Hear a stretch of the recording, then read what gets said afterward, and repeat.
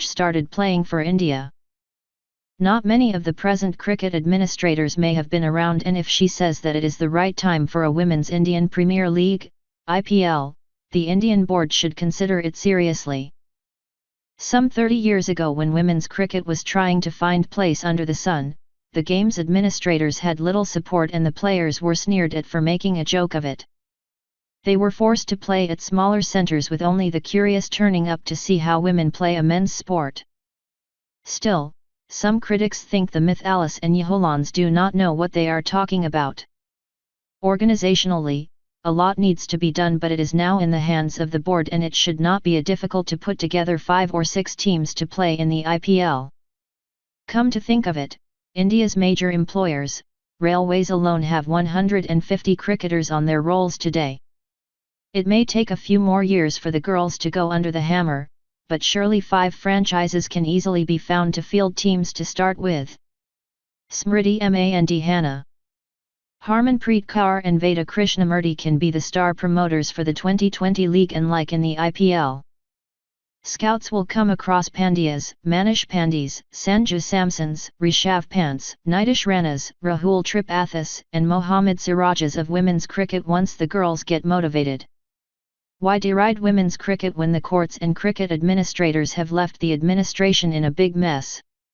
If international cricket, and to a great extent domestic cricket, are left unharmed, it is largely thanks to the board's pioneers who have given a template for every age group and format for subsequent generations.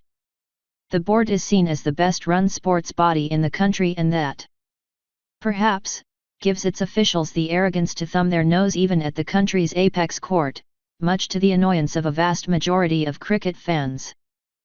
The legal luminaries who were asked to fix the quantum of punishment for the 2 franchises which were caught with their owners indulging in undesirable activities, and also see if there was any conflict of interest in the case of one of the owners who was also the board president, should have been told to confine themselves to the 2 points instead of asking them to overhaul the entire administrative setup.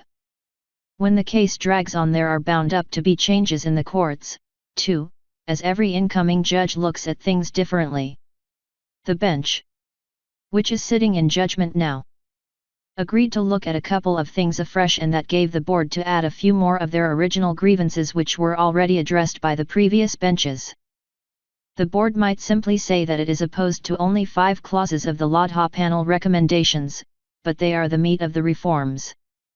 The offending points are: the one state one vote membership, the Apex Council set up, administrative powers to office bearers and professionals, age and tenure and number of selectors.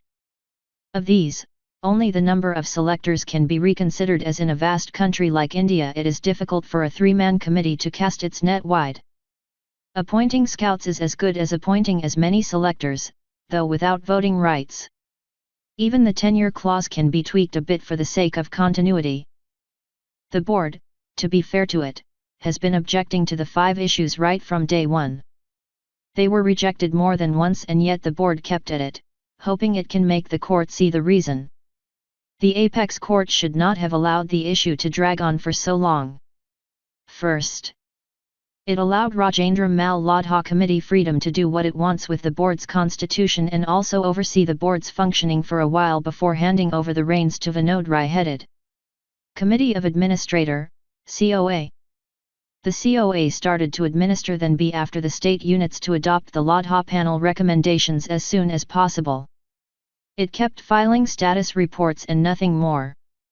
Now it is left with only members from the 4 appointed after Ramachandra Guha quit, pointing issues of conflict of interest involving the icons of Indian cricket, and Vikram Lime left to take over as the new Managing Director and Chief Executive Officer of the National Stock Exchange, NSE.